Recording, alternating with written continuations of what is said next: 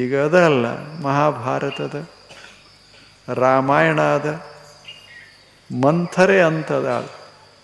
ನಿಮ್ಗೆ ಗೊತ್ತಿರಬೇಕು, ಅತ್ಯಂತ ಕೆಟ್ಟವಳಂತ ಜಗತ್ತ ಹೇಳ್ತದೆ. ಮಂಥರೆ ಇಲ್ಲೇನು ಸುಮ್ಮನೆ ಹೇಳಿ. ಮಂಥರೆ ಉಳಿದವರೆಲ್ಲ ಬೈತಾರೆ, ಆದರೆ ಕೈಕೇಯಿಗೆ ಮಂಥರೆ ಬಹಳ ಪ್ರಿಯ. ಯಾಕೆ ಅಂದರೆ ಆಕೆ ಮಂಥರೆ ಕುರೂಪಿ. ಕುರೂಪ ಇದ್ದರೂ ಸಹಿತ ಕೈಕೇಯಿ ಆಕೆಯನ್ನು ಪ್ರೀತಿಸಿದ್ಲು.